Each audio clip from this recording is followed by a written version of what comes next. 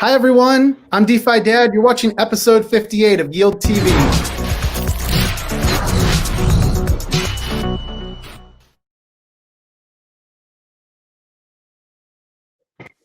Okay, hey, welcome back everyone. It's Tuesday, January 12th, 2021, and today we have a special joint interview.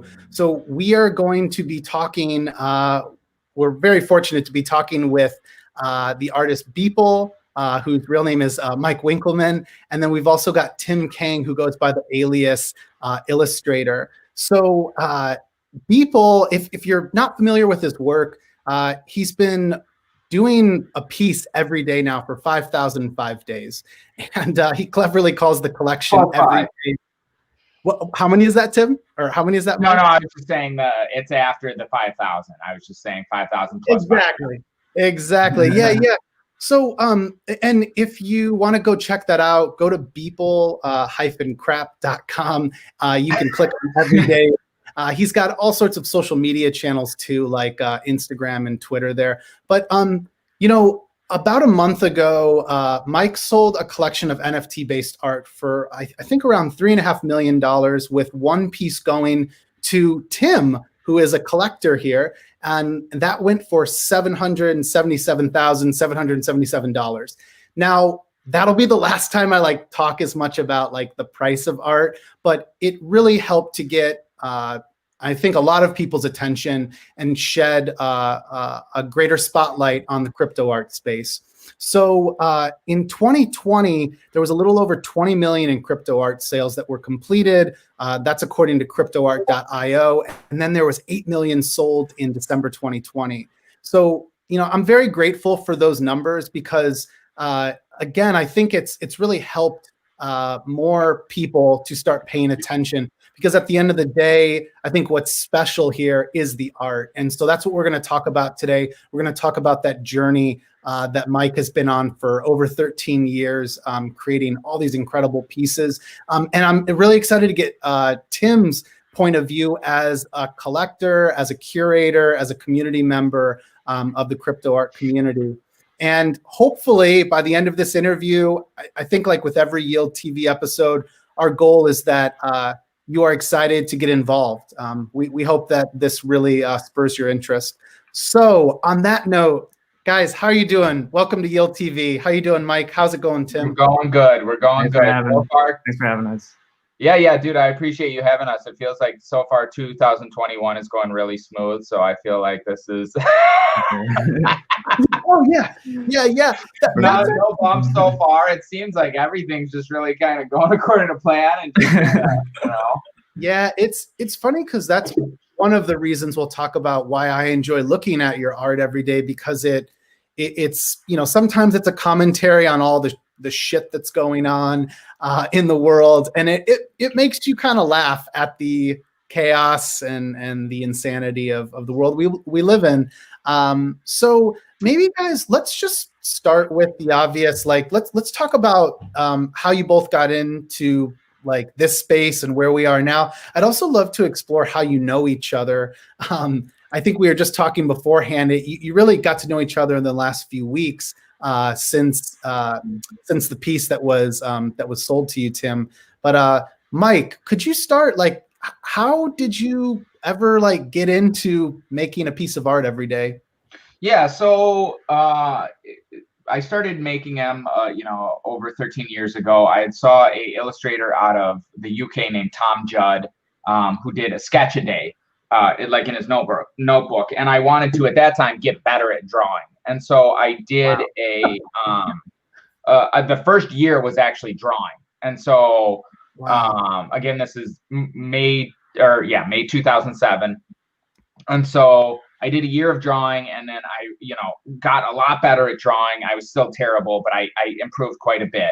And so I thought I'd always wanted to learn a piece of 3D software. So I was like, well, what if I used, you know, this everyday sort of thing to learn 3D software? What if I did a render every day in 3D software, which at the time, now that's kind of, you know, sort of a very common thing. But at the time, nobody was doing that. And so, and again, this is before posting on Instagram and stuff like that. I don't even know if Instagram was even around in 2007. So I, started doing that, just making a render every day, posting it on my website. Absolutely nobody fucking saw it. And like, that was it. And I kept doing it. And so slowly, over the years, I started posting on social media and Facebook and Twitter and Instagram and that as they came along, and just started growing sort of like a following based on that. So that sort of, brings us to now, a week ago, day 5,000. That sort of just kept happening for those sort of 13 years. And then very recently, obviously, with the crypto art space, the way I came to that is I had seen people had sort of been reaching out to me and kind of like, oh, you got to check this out. You got to check this out. It's crazy. People are, this is something's happening here. And so when I finally sort of looked at it in like mid-October, it was like, oh my God, what the hell is going on? Like, this is just crazy. Like, people are selling things for like huge sums of money that I didn't even think you could sell at all. It's like, like thinking about like selling my like videos. It's like, what the hell are you talking about, dude? Nobody's gonna fucking buy that. Like, I don't even know what the hell you're talking about. And so, from there, I just dove in, and it was like I had talked to Pac, and he kind of like, gave me like a sort of like starter course on this thing. And from there, it was just like heads down, like all into this space, just because I find it so interesting and so consuming. So, since then I've been pretty, balls deep in this stuff. Wow. And Mike, did you have any exposure to crypto before this? Like, So I mean, not much. I had bought a little bit of Ethereum in 2017. And even before that, I was sort of like aware, like I have a computer science degree, was never a programmer. But like, I'm very interested in sort of like tech things like that. And so I was I was always fascinated by like crypto and just the idea that this dude made this thing. And now it has this, like, made a computer program, wrote an algorithm, and now that algorithm has just like mysteriously, nobody knows who the fuck it is, and he just unleashed this algorithm, and now that algorithm has like billions of dollars of like value. Like, just that concept alone to me is just like insane. Like, it is just absolutely like mind-boggling. And that it's like self-sufficient, that it's like kind of like he just kind of like started it, and then it just like kept going, and like, that is just like insane to me. But yeah, I had just bought a little bit of Ethereum when everybody else did in late 2017, threw in Coinbase, pretty much saw it go up, saw it go down, and never thought of it again.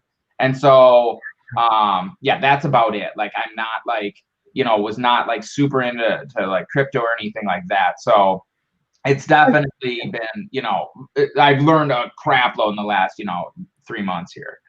I think that's what's really exciting too about your story is that there's that many more talented artists out there that, don't need to become cryptocurrency experts in order to benefit from the space. So that's my goal, to kind of like dig into all of that and hopefully get more people encouraged to jump in.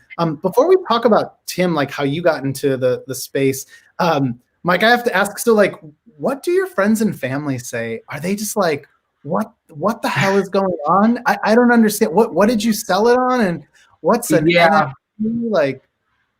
Yeah, I don't think people understand it. A lot of people understand it just because it is very new, and it's sort of like, it's very, a lot of people, it's just such a different paradigm, even being able to sell digital artwork, because we're so used to, and I was so used to, like, this is not something you can like attach value to. It's something that once you put it on the internet, it's completely like reproducible, and there's no way you could actually like have it could have value. So it is very different. But for people who are like, what the hell are you talking about with these like NFTs and stuff? Basically what an NFT is, it uses the blockchain to basically make a sort of proof of ownership. Just the reason that Bitcoin has value is that you can't copy a Bitcoin. If you have a Bitcoin, you can't just copy it on your computer like you could another file and now I've got 2 Bitcoins. That's not how Bitcoin works. It's you can't copy it. And so basically it's taking that same sort of proof of ownership and attaching it to a piece of artwork. So now things that you could just copy before, you can say, I'm the person who owns this thing. And it's sort of like, look at the Mona Lisa. Anybody can sort of copy a JPEG of the Mona Lisa, but that doesn't mean you own the Mona Lisa. And so that's what the NFT gives you. It gives it so that one person can say, I own this thing, and everybody else agrees, yep, you own that thing. So that's really all it is. So basically what I did is sold the pictures that I've been making all these years for free and just posting online. I sold them as artwork, just like a painting that somebody could sort of buy. That's so well said. I'm gonna have to clip that later to I appreciate it. Well, I've said it a lot of times. I've explained it many times. No, there's been that scrutiny from those who don't understand or follow our space that will say, oh, you know, I screenshot it and now I own it. And you're like, hey, like I have the Mona Lisa on a coaster, you know, and like no one gives a shit about that. No one's gonna pay me for that. But here, it's just like, it's really everything you talked about in terms of cryptocurrency. You know, it's proof of ownership. It's digitally scarce, and you know, at the end of the day, like it just makes sense. Like it's taking what you do and making a digital version of that folks can enjoy, but someone can still say, well, I own that. Like I have skin in the game to actually own that. Yeah, and I think that's the thing. People who are like, well, I could just take and copy this and say I own it. And it's like, you could say that, but nobody else will believe that you own it. That's right. You're just saying that yourself, just like you could say, I own the Mona Lisa. And everybody's like, okay, no, you don't. Like that. So that's where it's like, this is like something on the blockchain where you can say, I own it. And everybody else can be like, yep, you own that. You can't like fake it. And so that's basically what it does. You know, just at a sort of like high level. Absolutely. Tim, did you want to chime in on any of that? And then I want to talk about your background too, and just how you've been such a supportive community member, but also you know, you're a renowned collector and curator of the crypto art space. Yeah, I think that was just that's really the best analogy to make, just of ownership. And I think ownership, using the Mona Lisa example, like there's been like, you know, exact copies of it. You know, there's been copies of art in general, and there's been scams that have been done. Like, you know, I heard, you know, there was an $80 million scam of, you know, fake artwork. And, you know, just imagine if you can, you know, attach ownership digitally to that, you know, that, and you can prove that, you know, this piece belongs to someone.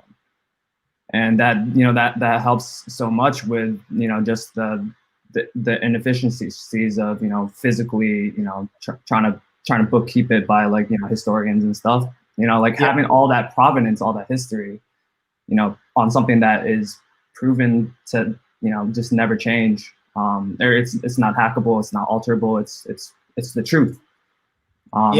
It's huge. Yeah.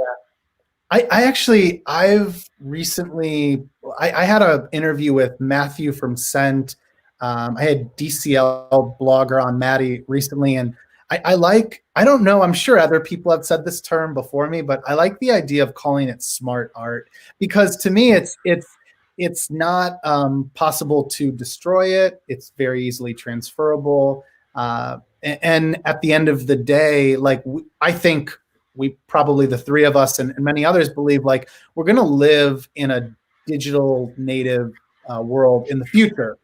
We already kind of do, but there's still this idea of like the world that we live in, like, you know, with where your house or apartment is, that physical world is your primary and digital is secondary. But, you know, what happens when we all live in VR, and what happens when, you know, you find more community in a digital first community? So anyways, it feels like the future, and it's so obvious, but like, I think that's our goal, is to get more people on board. Tim, how did you get into the crypto space? And then when did you start collecting crypto art? Yeah, so crypto, I got into in January 2016. So I had graduated college in 2015, started my first job at Deutsche Bank, and you know, after a year of working, I had saved $8,000, and I was always told, okay, so now I got to invest in something early while I'm young. So, you know, I was working at a bank, so like stocks were kind of like, it's hard to buy stocks when you're working at a bank. Yes. Yeah. So, you know, I actually come from like, in college, I did computer science and also a business with a financial focus. And so like these were kind of like, you know, the two disciplines that really blended together. And you know, at Deutsche Bank, I was working on like visualizing stock trades internally, like hitting the exchanges and stuff. So I had like kind of like that exposure. So, but then I thought like, oh, but there's Bitcoin. Okay, let me look it up. And then so I looked up Bitcoin, and then I saw Poloniex, I saw the exchange, and then there were so many other coins. I was like, what? There's more than Bitcoin? I was like, okay. So I just went through each one, and then I saw, you know, Ethereum really, you know, hit the spot because you could write a piece of code instead of just Bitcoin. You could put a piece of code at an address and then write logic.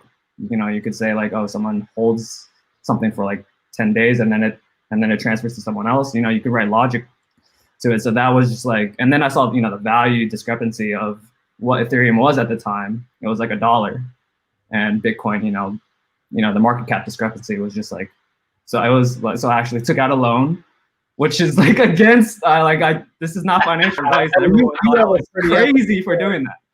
You know? I took out a loan. That's honestly, that's just buying it on margin. People do that shit all the time. Oh my God, this is great. I wish I could go. I probably would not recommend doing that. Yeah, dude, this is not the recommended move, but you know, that's what I did. I was like, oh, I saved $8,000. I took a $12,000 loan. Like, I love my job currently, so like, what's working another year or two of savings, and just went all into Ethereum, and you know, I've just been, wow, you know, just riding that.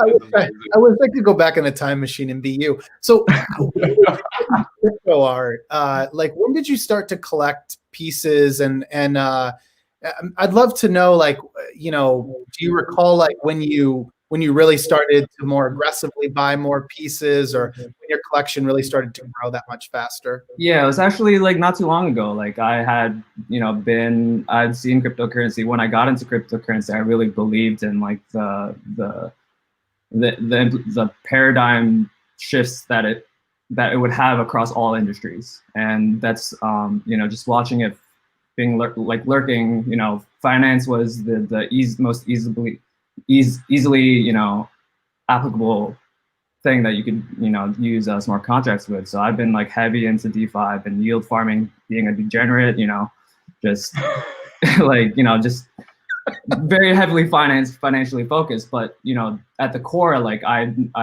believe that, you know, the idea of having self-sovereignty of ownership through ownership, like, had so many more implications. And so when I first stumbled across, you know, crypto art, which is not that long ago, I think it was like October as well, like November, like, honestly, no, it was before. I had seen crypto art, but I actually didn't really dip my toes into it.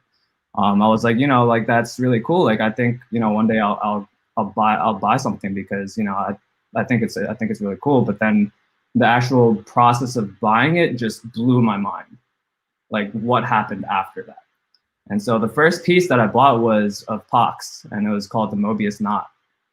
And I just thought it looked so sick. And a lot of Pox things, like, I thought looked so cool. It was very conceptually like interesting and primitive and intriguing. And you know, when I bought that piece, I just really liked it. That was really all.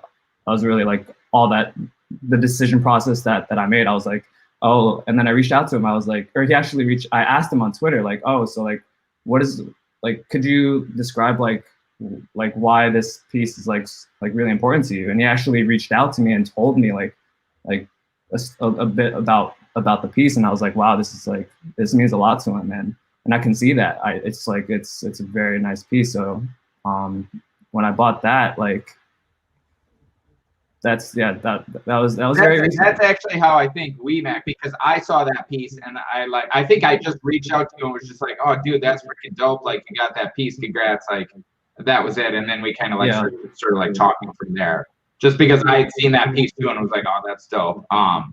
Mike, Yeah. do you collect as well then? Honestly, I have no, like, if you saw my walls in my house, I have like no artwork on literally at all. Like, I just don't have like a collecting mindset. Like, I don't have two of like fucking anything.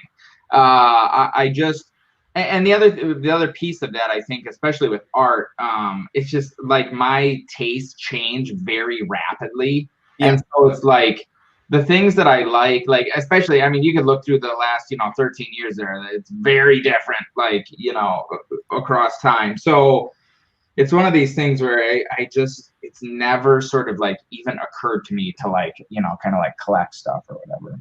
No, well, I think we're all kind of grateful because, like, I can't imagine how you would pump out a piece every day and do all you're doing.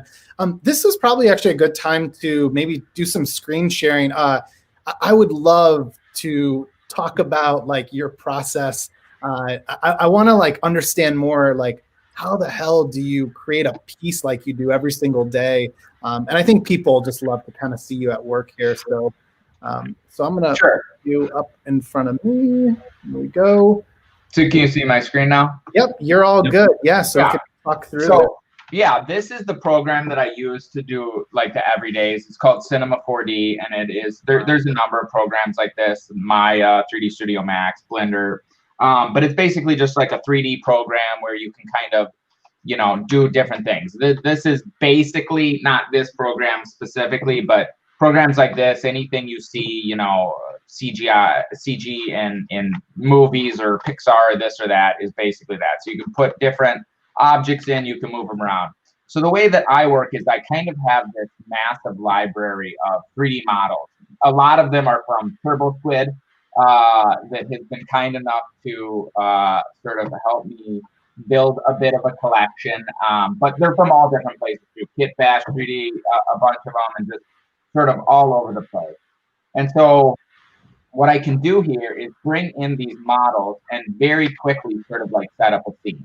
So to me, the analogy I make is it's kind of like playing with like a bunch of toys, but I've got a bunch of like the coolest toy sets. So I've got all different kinds of like buildings, tons of stuff here. And with any of these things, it's like I can literally within one click, it's like, oh, now I've got, Big Ben in the scene. And so now I can make that as small or as big. I can make it day or night. I can change, all of these different things about it. And so the other thing that I'm using here is this right here. This renderer is called Octane. And what this does is it uses the GPU to very quickly sort of render out a like final image, which is, that was a fairly new thing in the last, say, 5 years. Before that, rendering took much, much longer. So very quickly, I'm able to kind of like put together a scene. And again, I've got all different kinds of buildings, all different kinds of, food. I could put a giant hamburger in here, and, now you've got Big Ben as with a, sort of giant hamburger going through the middle of it. Oh, this is going to go here. Yeah. So, very easily you can sort of put together the, scenes that would take a really long time to sort of like put together, and you can copy these, things and very quickly kind of like compose a scene. So this is, I've also got, a bunch of like animals and stuff. So you could have a giant pig here. Get rid of this. By the way, I'm only quiet because I'm just like, I'm like so in like amazement at how cool this is. So just please keep going. No, it's all good. The reason I'm not asking any questions. It's just cool to watch this. Yeah, so it's like this is kind of the way these things can come together like quite quickly. Like that's how people are, oh, how do you do this so quick? It's like, well, I've developed a workflow. And I think honestly, this workflow will be used more and more in the future. I think people will look at these sort of like building blocks as like the paintbrushes. Instead of like painting with a paintbrush, I'm painting with like pigs. So I think this is definitely going to be something that, more and more people sort of adopt in the future just to like speed things up. So this is basically how, you know, these things come together so fast. And I've got, you know, all different kinds of robots, all different kinds of people, and, you know, sort of celebrities and stuff. So I can quickly throw in, you know, an Elon head here, and Yeah. got, you know, Elon is. Let me do this. Mike, where do you get the library of all these objects to work with? So that's where that Turbo Squid is a site. If you go to, oops, so this is a place where you could just buy like a bunch of models, and there's a number of sites like this, but this is like the most popular one. So if you're just like, okay, robots, and so you can sort of get, you know, buy any of these robots. Again, because I'm, you know, a more sort of like popular artist in the space, I was able, they kind of gave me like a free account where I could download a bunch of these things for like free. So I've got a pretty big library here of like, you know, things, but anybody can get those, and some of them are, you know, more expensive, some of them are a bit cheaper. But yeah, that's basically how sort of like library has come together, and kind of like a you know, sort of pretty quick overview of how the like workflow is. And so to me, it's just a very, you know, fun way to work. And I look at it, it allows me to sort of very quickly react to things that are happening in the news. So sometimes I look at it as being almost like a, you know, political cartoonist, that instead of, you know, just doing a sketch, I'm able to use the most advanced 3D tools to, you know, make something that's much more sort of complex, and sort of be able to comment on things that are happening in the news in real time, because I have this workflow set up to sort of, you know, kind of be able to visualize these things very, very quickly.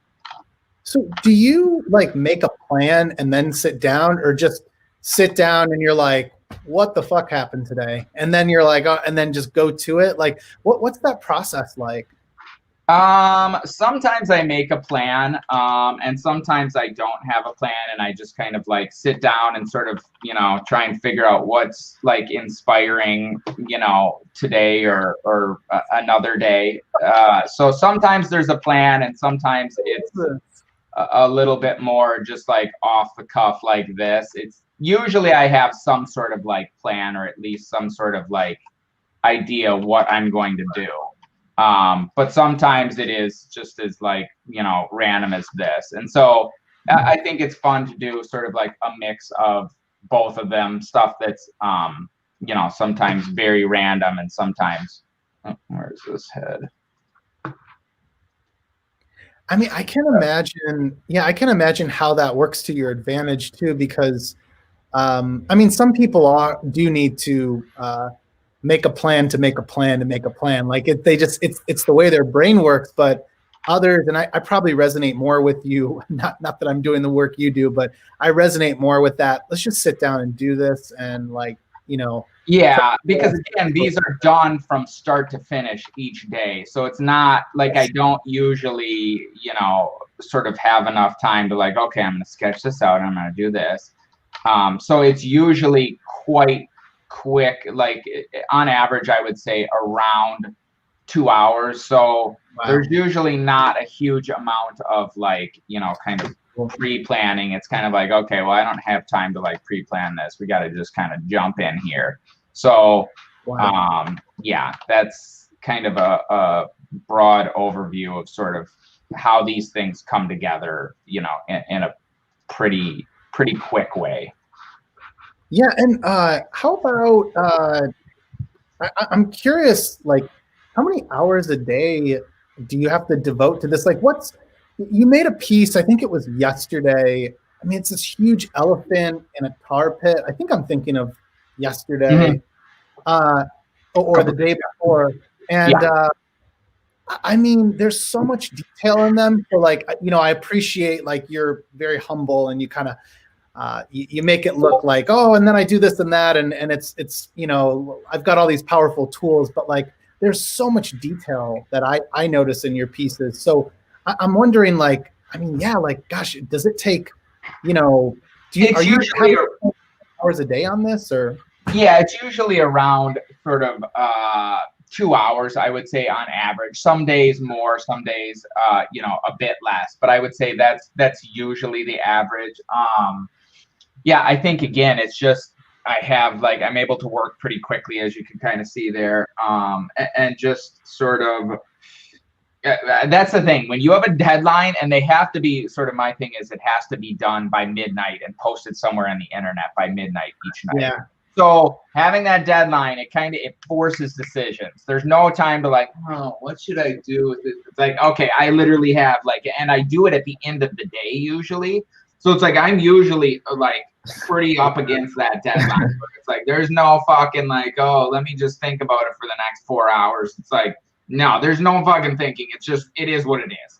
And so, that's obviously how it's been for years. So I've sort of got that muscle memory to be able to just kind of like, just run with it and not sort of like overthink things. Yeah. Mike, one other follow-up to that. So, I mean, how do you focus every day to do that? Is there anything about that muscle memory that you could share that you think others could learn from? I think that the biggest thing you can learn from, so I do not consider myself, and I know this sounds weird to say, I do not consider myself a disciplined person. And I think people would go, oh, this bullshit, he's just being humble, this or that. But I can assure you I'm not. I feel like I got lucky that I got into this routine that has this sort of like positive feedback loop. And so the biggest thing I would say to people with that is just start. And when you can get that momentum, it will carry you forward. Because again, now after 13 years, it doesn't really even fucking matter if I want to do it. I'm going to do the fucking thing. Like there's no like, oh, I just don't feel it today.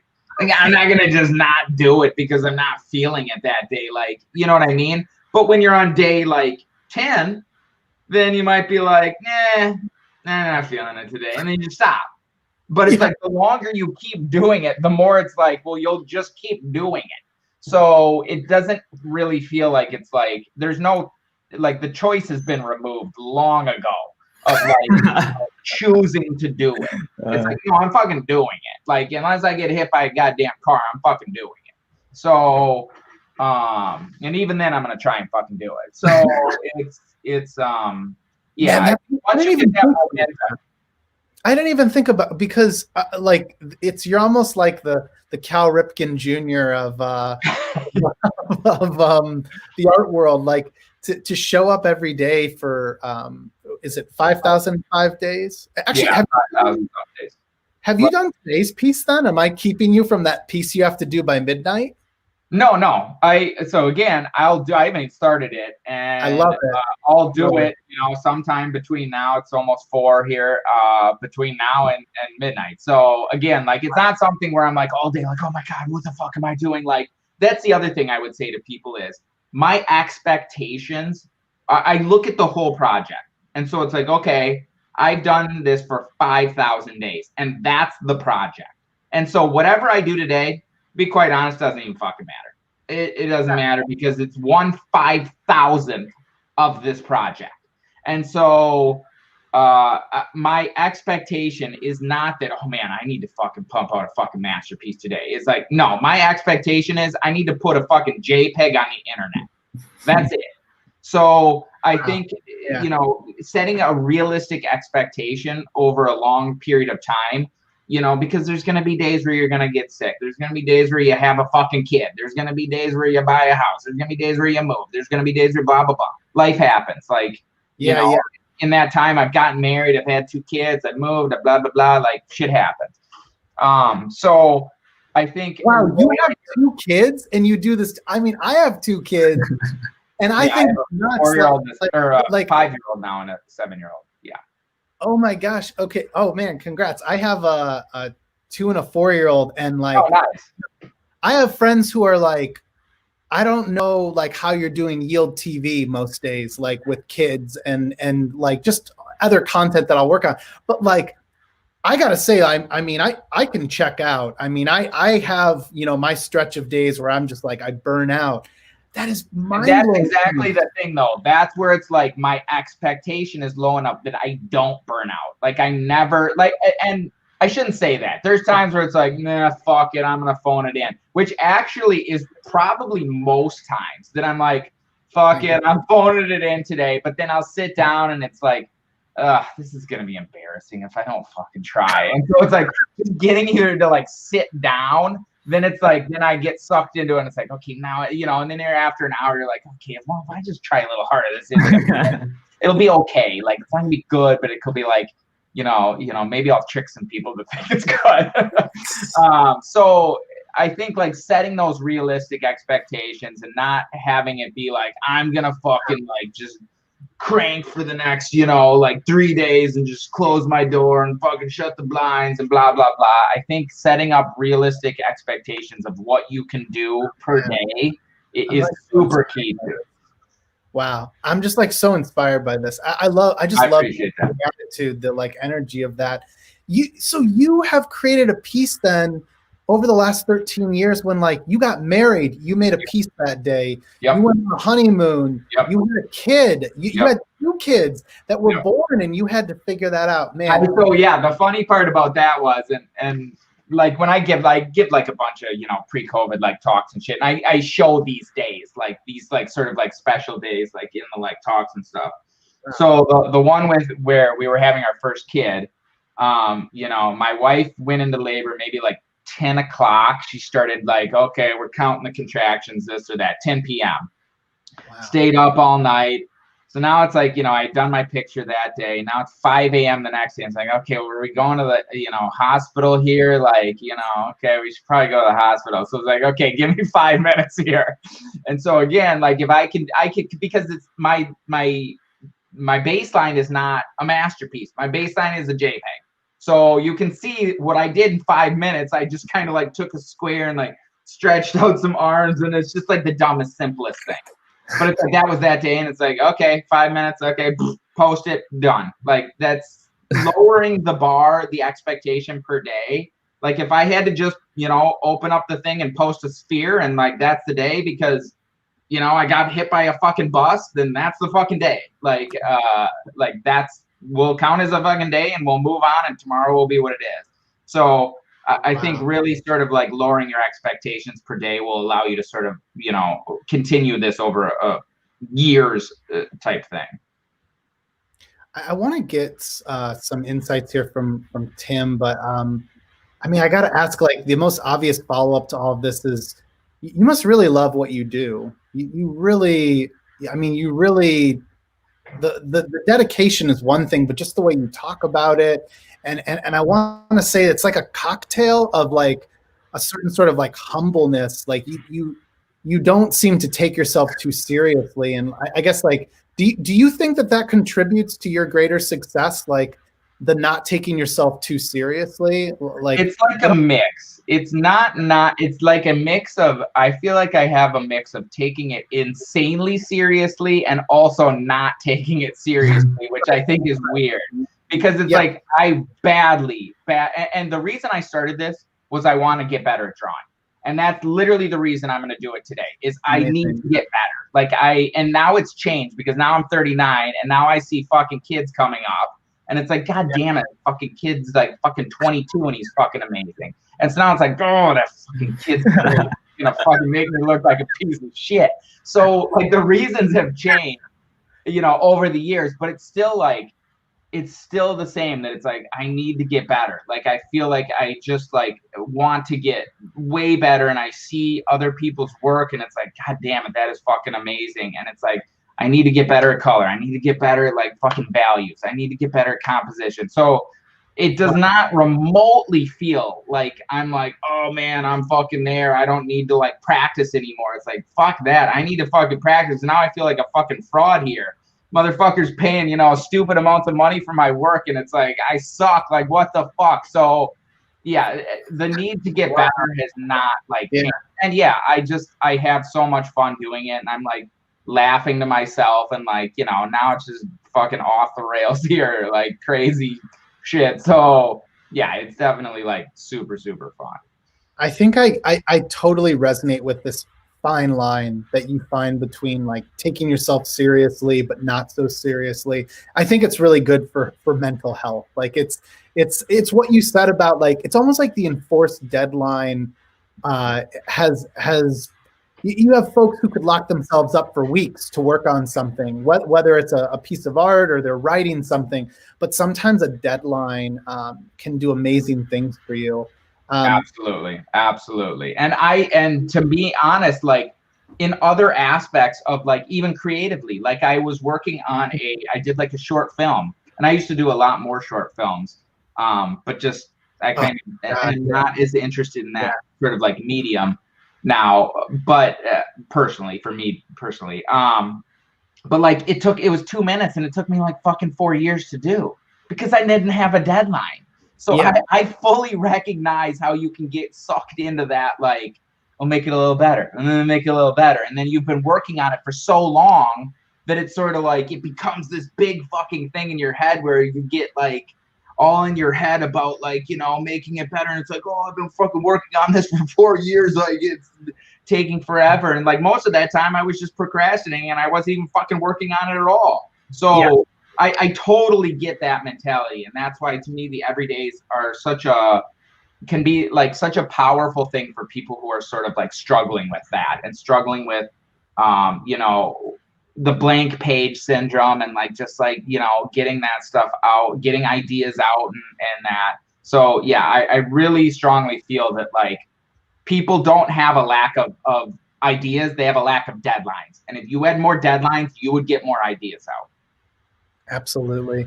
Tim, so like, as you listen to all of this, like, I mean, is this why you bought into his art? I mean, do you think the stories like this behind it, like, you know, is this what drives people to really, what do I want to say, dedicate themselves to being a part of the community versus, you know, those that jump on the bandwagon and get off very quickly? You're someone who's clearly here for like the long haul, and I'm curious, how do you, you know, how do you perceive like the stories behind all of this that Mike has to share? Yeah, like Mike is just such a huge inspiration like to me myself, you know, and so many people, and that's definitely part of the reason why, you know, I want to put the stamp that I did on his work, because someone so inspiring that's been so committed for so long, like a lot of people really look up to that, you know, and like, you know, and for Mike to, you know, have, you know, the other part of it is what Mike actually did with the physical, with what he dropped, and it was mind blowing because, you know, there's, you know, people selling digital art, but then Mike also paired it with like a physical product that's just, it was just so well thought out, and just it's just an easy way to really kind of like communicate to everyone.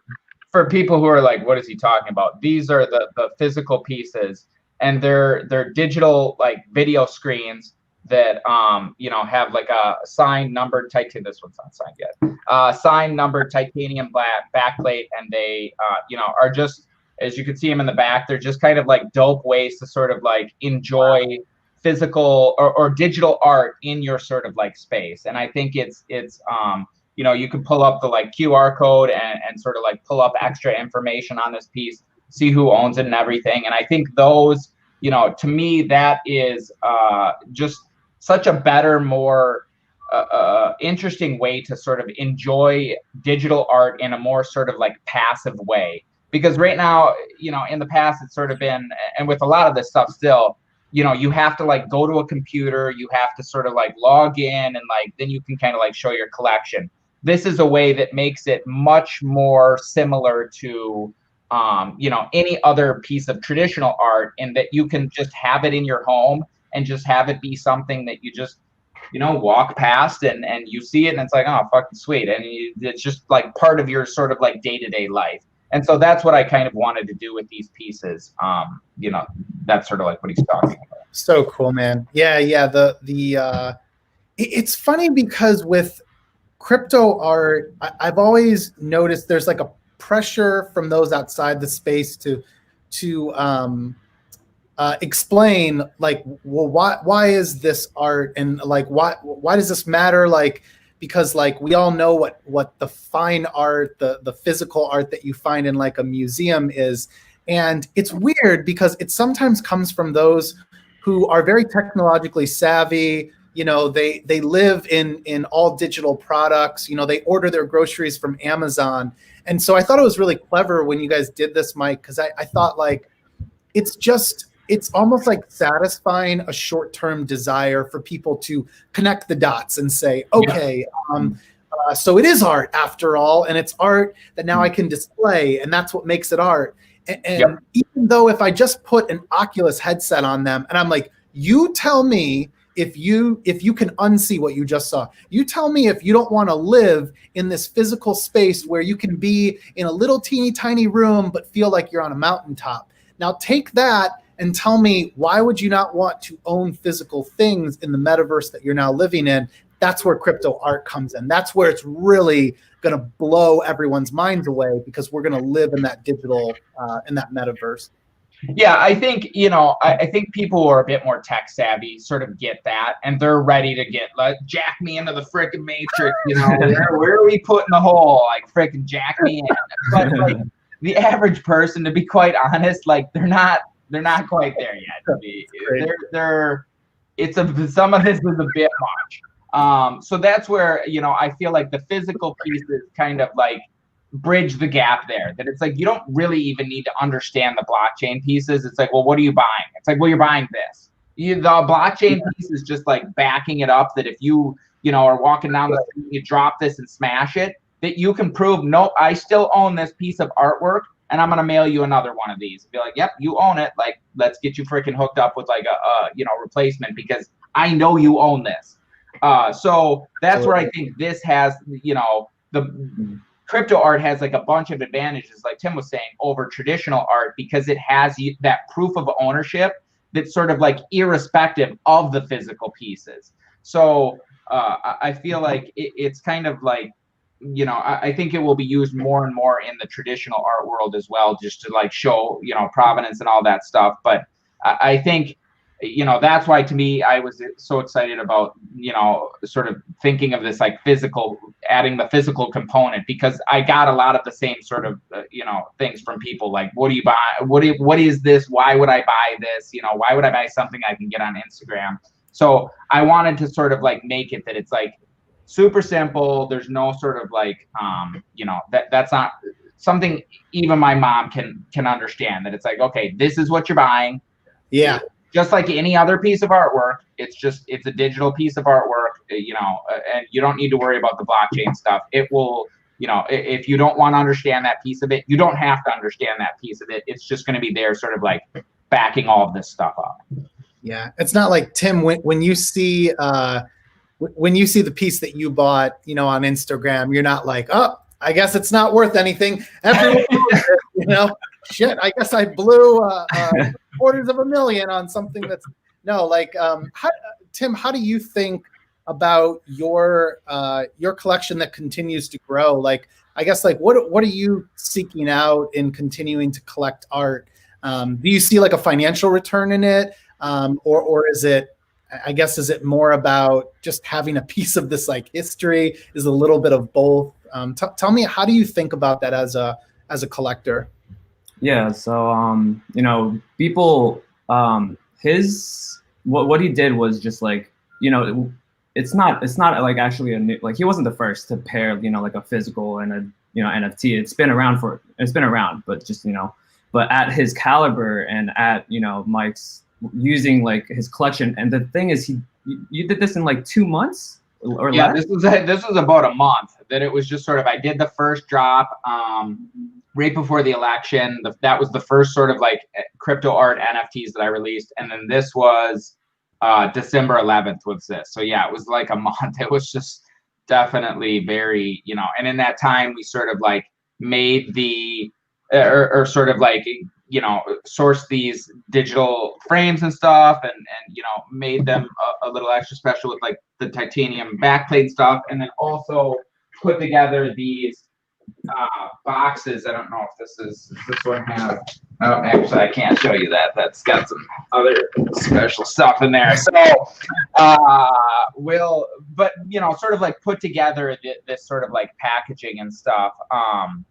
That kind of wanted to make it feel like a full sort of product, and as well as the website too, which is sort of like a big piece of this that kind of like ties this to the like off-chain data, which I think that's what Tim's talking about, like all those things together. That's what nobody had kind of like ever done before. Yeah, it's like a full package, and like the fact that you you just got into this like in October and you whipped this up like with the whole spectrum, just like all the dots are connected within just a couple months. I was so impressed. Mike reached out to me after I bought the POC piece, and he was like, like if you're down to chat, like yeah, and I was like, oh yeah, definitely, like.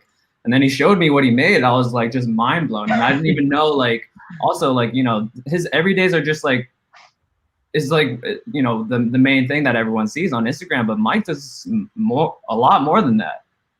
He he does like motion design, just creates this beautiful animations for producers and DJs on stages, and like that's actually my personal like passions is in music, and I love going to concerts and everything. And I was like, dude, I love this guy. Like immediately, I was like, how did I not know this guy before? I appreciate. He was like, yeah, look me up on like VJ Loops. Like I'm like the top hit on Google. I'm like, wait, what? It like took me a second to understand, but like I was like, wow, this guy is a legend. Like he has. I appreciate that. But at the same time, you're so humble, and like you don't try to like sell yourself. What I really respect about you is that you have a lot of the things you put out is just for free under Creative Commons, and it's just to you're just so open with your work, and you want to inspire others to to follow your lead with your everydays and everything. And that's really the spirit of blockchain and crypto, and like that's you're just the guy, and like that's why I was just like, dude, this guy, like he's like, I think what he's gonna do is gonna be historical, just because of like what he stands for, what he's done like in such a short amount of time, and also like Nifty Gateway is I personally think is a very good platform because it has a fiat on ramp, because people can buy without knowing crypto. They can just pay in dollars, but still like eventually they can still take the steps to own the piece and transfer it out of Nifty onto their own wallets. So I think that on-ramp, I think Nifty Gateway, has a big potential, and we're seeing that right now. Like this week, Deadmau5 is gonna drop something with collaborations with Mad Dog Jones and a lot of great artists, and like Carl Cox is dropping something on Nifty Gateway. These are just my favorites because they're just big musicians. Techno legend. Like legends. Like it's crazy, and I think it's only gonna blow up from here. And so like if you're talking about like as an investment, like I could see it as an investment because this is we're gonna get you paid, son. We're gonna get you paid. The thing is, I'm not gonna cash out, man. It's priceless. It's priceless. Oh, you're gonna cash out eventually. You're like, no. Okay, I gotta cash out. I'll cash out when the moment buys $1,000. I gotta freaking buy it. I don't know how that works, but but yeah, I see it as an investment because like in a very long-term investment. And I think like people who are buying art and then flipping it, that has such a terrible connotation.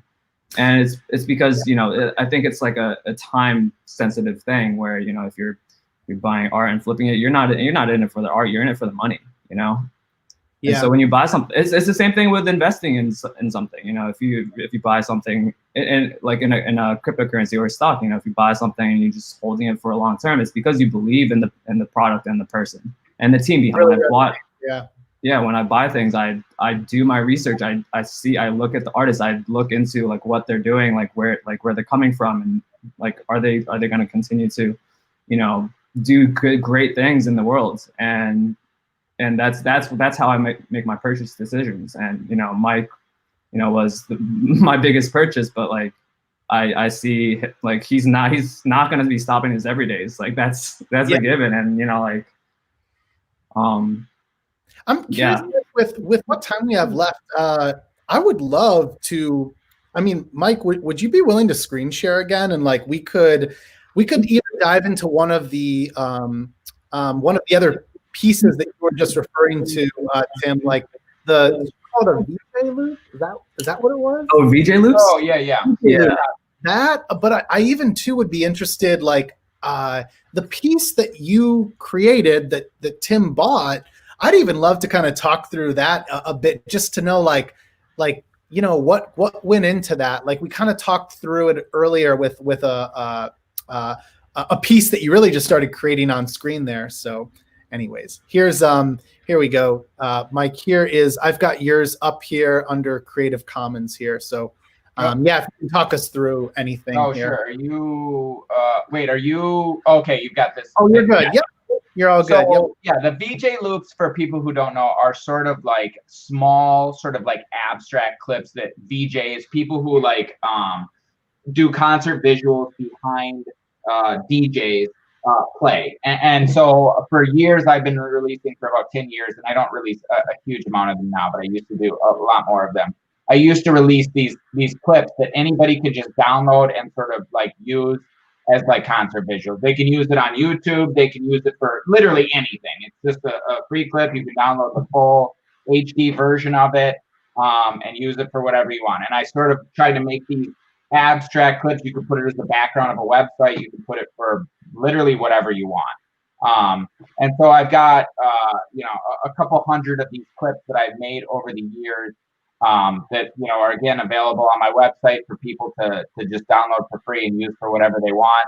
And so these clips have become like pretty popular. They're used quite a bit. Like if you've been to, you know, a electronic show in the last 10 years or a few electronic shows, you've probably seen these clips before, just because they're used quite a bit. Wow. So yeah, that's sort of like what the VJ clips are, you know, just kind of like high level. And a lot of these I also have the like project files released as well. So you could just download this video, you could use it for whatever you wanted to, but you could also, you know, if you wanted to tweak something or do something, you could download the Cinema 4D project file and, you know, edit it from there. So that's sort of like what the VJ clips are. And this is, you know, kind of like one of the other sort of projects or whatever that I've done. And so this has allowed me to, from doing this, then a bunch of people have sort of like reached out for custom concert work. So like I've been to the last 2 Super Bowls doing like concert visuals and stuff. So, you know, it's been something that kind of, you know, sort of has opened a lot of doors in terms of working with, you know, I worked with like Dead Mouse and like people like that, and a bunch of Zed and a bunch of different DJs and pop stars and stuff like that. So it's definitely, you know, been a big part of the you know, actually, work that I've done. Can you blow it up? If you blow it up full screen, I just want to, there we go. I'll let people see what, I mean, it's just, yeah, I've definitely seen some of these videos before. No, I'm sure, like, yeah, they're definitely used quite a bit. So I'm sure, you know, people have seen it, and so a lot of them just loop, and so it's just like, you know, this is like a 20-second loop that you can go on my website and just download for free and use for whatever you want. And so that piece of it, like, to me, is super fun to see people like, oh, you know, I was at a freaking show and DJ Khaled used your fucking loop behind blah, blah, blah. To me, that's like amazing. Like, I love hearing about that from people, you know, stuff like that. So it's just a really, you know, I don't know. I've always loved being able to sort of like give as much away as possible, just because it's so cool and brings me so much joy to see people like get use out of it. Mike, well, I never got to ask you earlier, and I haven't seen this in other interviews. So like, how did you make ends meet when you got started? Like, what were you doing to make a living? And I guess like, was there a time you remember as like a turning point where you're like, hey, like I can survive off this now. Like I don't know, again, what you were doing from the start, but just kind of curious how you did that. Not really. So out of school, so again, I went to school for computer science and graduated, and realized I was spending honestly, I was spending most of my time making abstract clips like this before I even knew like VJs were even a thing. Because this is, now you're talking about 2003, way before EDM. This was back when nobody gave any fuck about electronic music. Like, it was like, oh, that's freaking beep, beep, boop, boop. Like, nobody fucking gave a shit. So, like, there wasn't really like, you know, like a DJ wasn't like a huge thing back then. So I got a job doing web design and just sort of, to be quite honest, sort of half-assed that, and just put all of my like energy into like building stuff like this. And so all of my free time and all of my, you know, sort of like true energy was into building the like Beeple stuff. So I always had like a full-time job just doing web design, and then sort of like on the side, I sort of like started, because of these clips, getting more and more sort of like freelance work until I was able to sort of like quit my job and just do freelance general. But I honestly would say this last sale, you know, this 3.5 million was sort of the biggest kind of like, okay, well, now I'm done doing the like freelance thing, you know, unless, you know, some crazy shit comes along. And now I'm sort of like very much in like, you know, sort of like selling my artwork and sort of like making that. So I would say this has probably been the biggest sort of like, you know, kind of like leap forward career-wise. Beyond that, it's just been sort of like a slow, steady progression over the years of just sort of like building, you know, kind of like more work and sort of, you know, a bigger body of work and just continuing to put stuff out.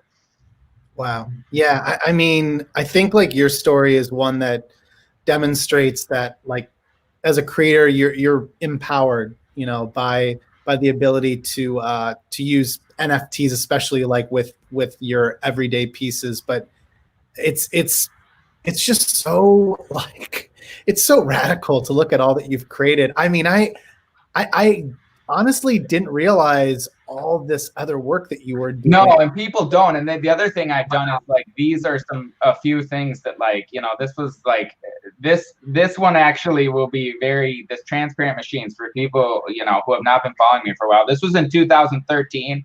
And I think you will find that it has an insanely like, sort of, it applies even more today than it does like years ago. And this is sort of about transparency and sort of like where our information is going and privacy and things like that. So that's definitely an interesting piece. This 0 Day is another piece that was in 2005 that, you know, those are short films. And, you know, this is a short film that talks about, you know, kind of goes over like Stuxnet and that sort of like using a virus to sort of cause physical destruction. So yeah, there's been a number of sort of like, you know, short films and stuff that I've also done over the years. I watched these today and I was like, I think I was tweeting about the most recent one. It was like Manifest Destiny. Yep. Yeah. It's remarkable to me that like I would be surprised that these don't get rediscovered by more of like your fan base now, because I mean, this stuff this is an incredible video. I mean, again, if you want like a commentary on like what's the many like fucked up things in the world we live in, like that's what really drew me in. And I didn't expect it, because I was so focused on the everyday pieces. So like, it's just nuts, all the mediums that you work with. Yeah. And honestly, to be honest, that's what's been fun about like these physical pieces too, because it is like a totally new medium that I've never worked with. So it's been super fun to like dive into like looking at physical pieces and thinking about, you know, sort of product design and sort of like industrial design type, you know, problems. But yeah, I've always been kind of like sort of jumping around between, you know, different kind of mediums and playing with, you know, trying to figure out how we can do something different within that space. Yeah. Guys, I don't want to keep you too much longer, because I've kept you overall already, but Tim, I wanted to let you jump in here. So I guess like, what do you think the future of crypto art is? Like, I mean, do you when you look back at the past year and then you look at like the collection that Mike just sold, I mean, there was all this talk months ago that, hey, the whole crypto art space is a bubble. I have tended to think that like it's just that it's such a special space that has been undiscovered by so many people. There's so many people in the world who would love to discover that as creators and collectors, or just, you know, not even collectors, just admirers of it.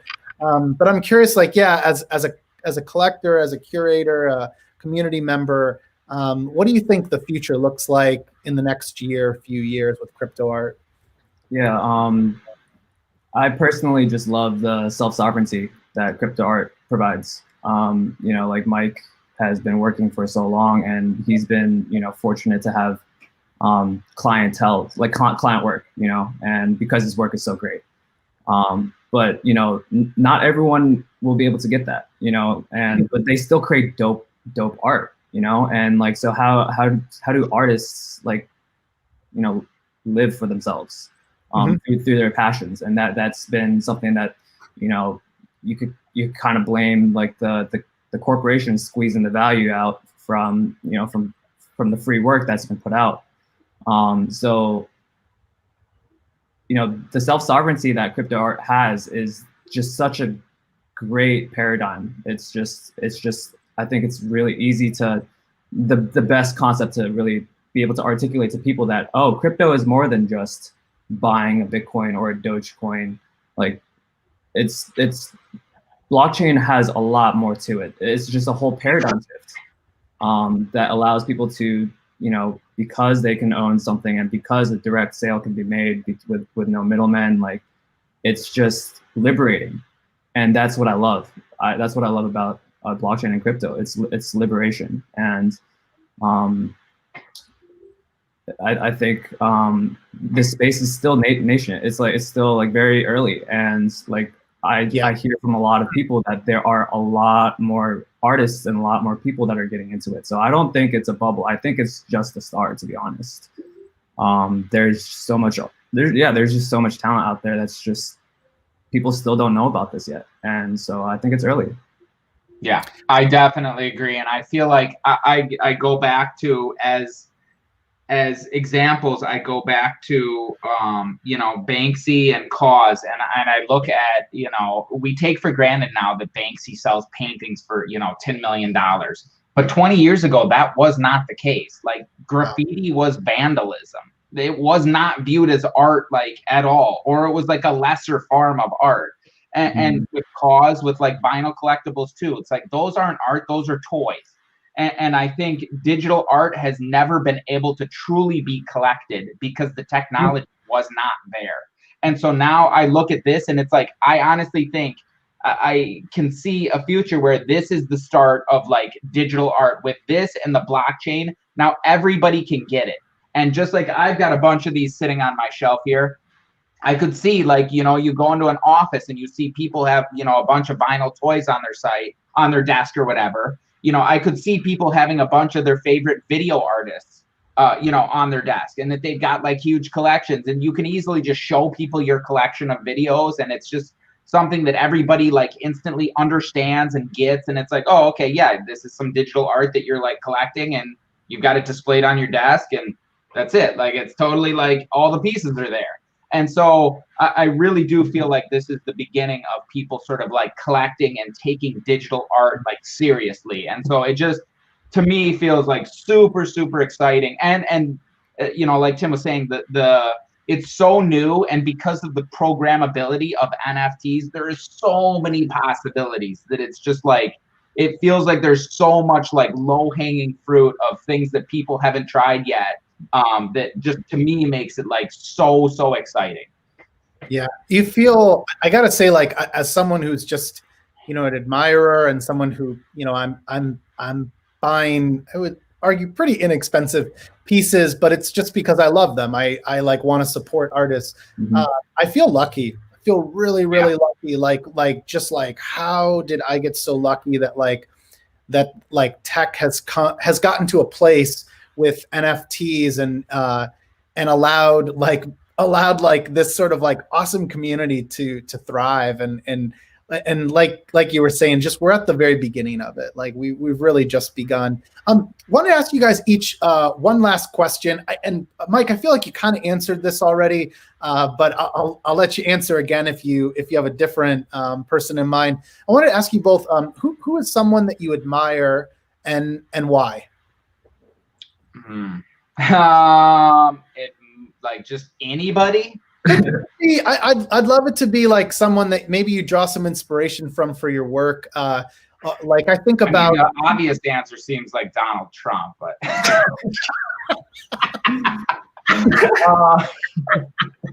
ends the show. I feel like your channel just got canceled. So I know, sorry about that. Well, you can find us on Parlor now. Ooh, too soon. I have loved your Trump pieces for what I've really like.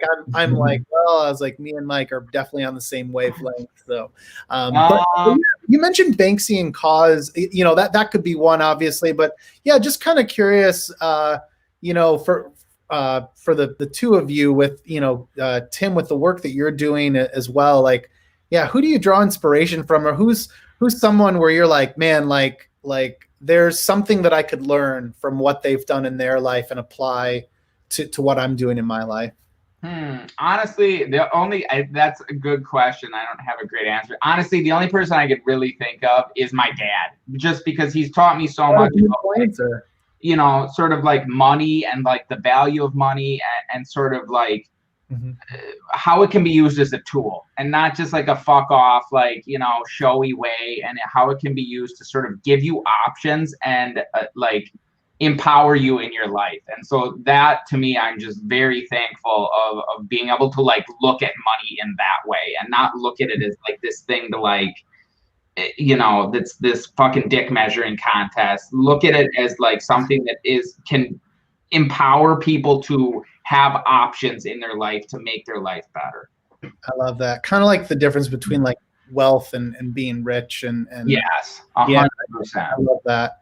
Yeah. I tried to give you a layup in case your wife was, you know, going to be in the room. My wife. Yeah, and my wife. Tim, yeah, same question. Yeah, who's someone that you admire, and how do you draw inspiration from them?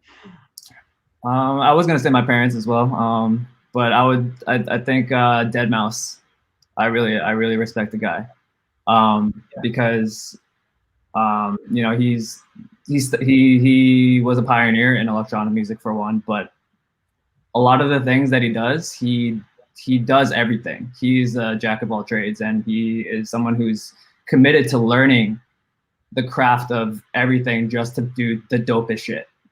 And I think Mike is kind of like that too. Like, I really admire Mike because of that as well. Like, that same quality. But yeah, Dead Mouse is he's a talented man. He is. I can tell you, I've talked to him a few times and, like, you know, worked with him a little bit. He is fucking smart as shit. He is like insanely fucking smart. Yeah. Honestly, those programs I was showing you there, he actually, like, on a technical level, there's pieces of it he knows better than me, and he's like a fucking like DJ.